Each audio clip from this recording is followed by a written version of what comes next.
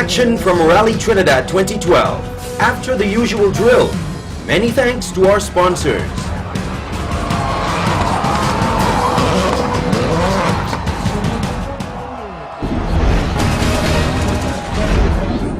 It's the RACE1 Easy Pave Motorsport Lime, Saturday, May 12th at the Easy Pave Car Park, Lower Grace Christchurch from 3 till 8 p.m. Come and lime with your favorite drivers: Sean Gill, Roger Mears, Stuart Maloney, Mark Maloney, Carl Waterman, and many more. There'll be donuts and drifting by Paul Bourne, Jeffrey Elliott, and Andrew Slideways Jones. The Zoom Bunnies will be doing their thing. It's a family affair. Lots and lots of giveaways.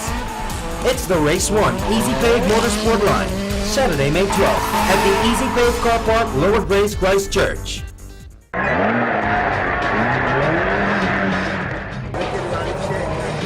Rally Trinidad 2012.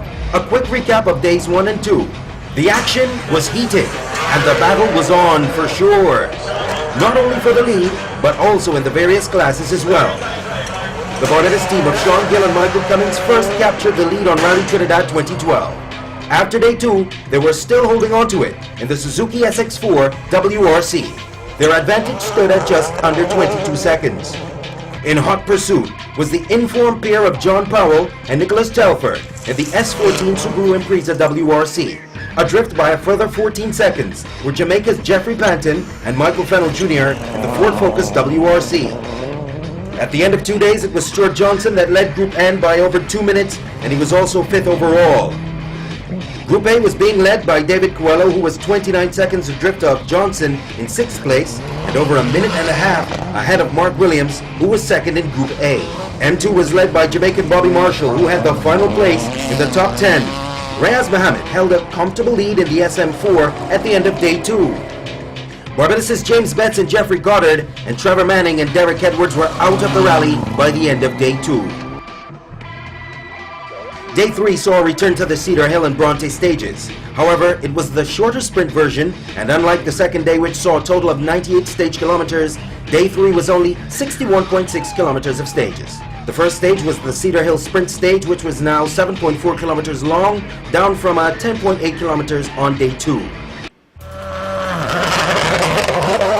3 stages were to be contested here before lunch, and it was the overnight leaders Sean Gill and Michael Cummings who were first to launch their assault on the stage. Gill was 5 seconds slower than the chasing Powell on the opening stage, and despite shaving 7 seconds off his time when he returned to Cedar Hill for the next stage, he was still slower than Powell.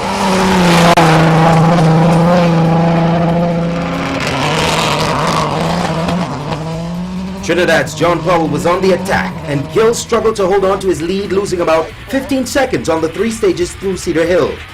Powell was reveling in these conditions, but he only captured 2 of the 3 fastest times on this stage, which were up for grabs.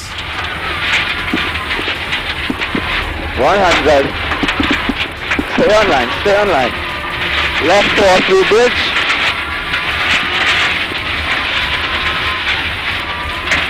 And left 450. Left 5. Right 5.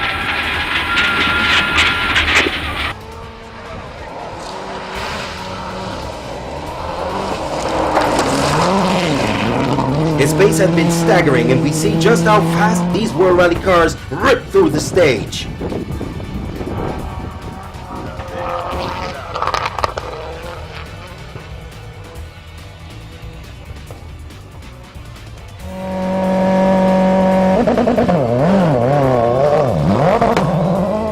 Jamaica's Jeffrey Panton mentioned that he felt very comfortable in the recently acquired Ford Focus WRC, and despite not having the ideal start, he was on the pace of hometown favorite John Powell right away.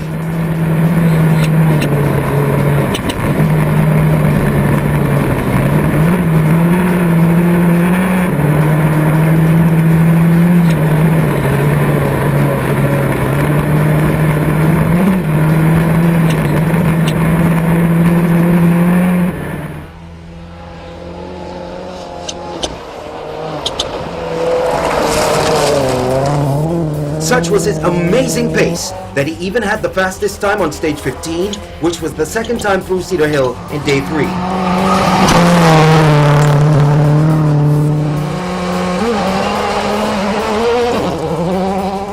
Still not able to match the pace of the front three, Jamaica's Gary Gregg was secure in his 4th place after starting the day over 2 minutes behind the rally leader, but over 3 minutes ahead of the 5th place competitor. Nonetheless, the multiple Rally Jamaica champion had a goal in mind, which was to finish this rally after his disappointment last year.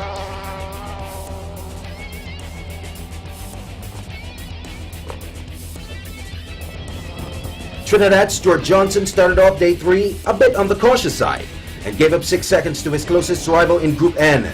However, he quickly rectified that the next time through this stage and was the fastest in his class on stages 15 and 17. After the demise of Barbados' James Betts on day 2, Group A leader David Coelho was the one to catch. He posted all 3 fastest times in the class through the Cedar Hill stages to reaffirm his lead at the top of Group A. 3-time penalties on day 2 would have put Christian Bourne further behind than he would have liked. However, it was an impressive showing from him driving this car for the first time after acquiring it. Mark Williams was second in Group A, and the closest he got to group leader David Coelho's time was on the opening stage when he was 5 seconds adrift. After that, he was over 10 seconds behind on each stage. Jamaica's Bobby Marshall was showing that consistency is key to winning your class in any rally. He was 4 seconds off his second place rival on the first stage, but the next time through, he was almost a full minute ahead. Rayaz Mohammed was unmatched in SM4 and was only adding to his cushion at the top of the class. It was the team of Ryan Perot and Simon Rodriguez that were on the hunt. However, mistakes like this on stage 15 only served to add to his uphill battle of overhauling a whopping 4 minutes to catch Bobby Marshall. Scott and Sean Shepard were no longer in the overall hunt but fighting for M2 class honors after missing the final 2 stages on day 2, and they too overshot this turn. Rezan Mohammed gave up about 40 seconds to the Group A leader David Coelho through the Cedar Hill stage.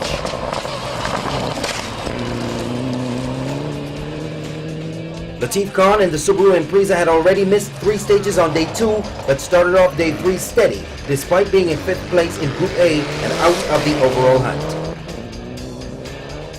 The action moved to the Bronte Sprint stage, and though it was the shorter of the 2 stages before lunch, it was also the more technical one as well. Barbados' Sean Gill could not stop the leaking of time to John Powell and was slower on stages 14 and 16 through Bronte.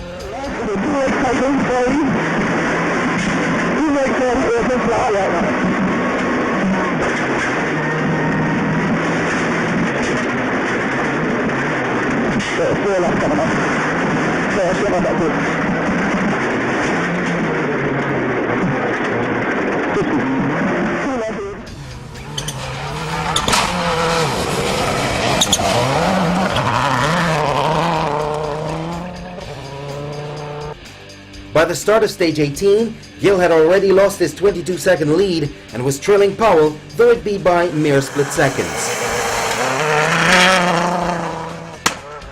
A rare error for Sean Gill had devastating consequences during stage 18, and the battle for the rally lead was over. No one was hurt during the rolling of the SX4, another testament to the safety features that go into a rally car. John Powell was a man on a mission, and as he charged through the stage, he would not have known of the demise of his rival Sean Gill. As he passed, you can hear the surprise in their voices.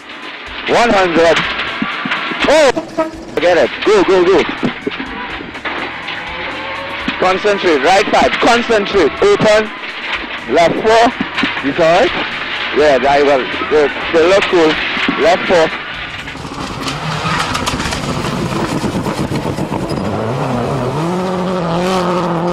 But after being assured that Gill and co-driver Michael Cummins were okay, he had to refocus on driving.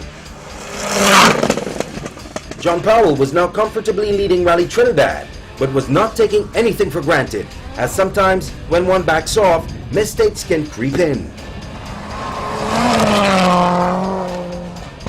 No longer the road sweeper, Jamaica's Jeffrey Panton was proving that he will be a force to reckon with this year in the Ford Focus. Slippery bridge. And then turn acute right 50. Long left 5, 80. Left 6, 200. Turn left 3. Turn left 3.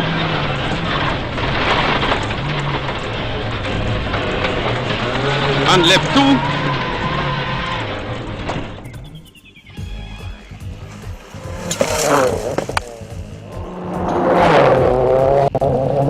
He posted the fastest times on 3 of the 4 stages held at Bronte and moved into second place after Sean Gill's incident.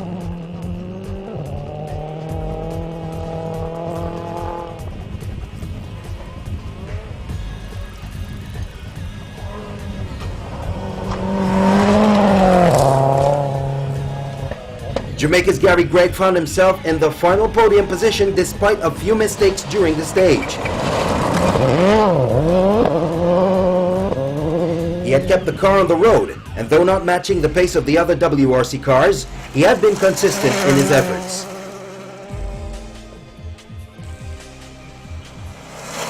Trinidad Stuart Johnson was fastest in his class on 2 of the 4 stages, and continued to be the leader of Group N. He was about a half minute off the pace being set by the WRC cars. David Coelho got faster with each pass through the stage, and after giving up about 12 seconds to the stage 14 winner, he bounced back to post the fastest time on the other runs. Christian Bourne proved he had what it takes to run at the front of Group N when he won the first 2 stages in his class through Bronte on day 3. However, he faded in the last 2 stages and even received a time penalty on stage 19. Anthony Hira was 3rd in Group N and missed out on the overall hunt after stage 15.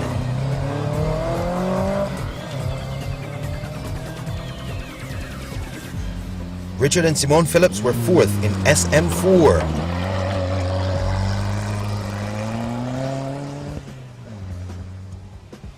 Scott Shepard got all tangled up in this corner.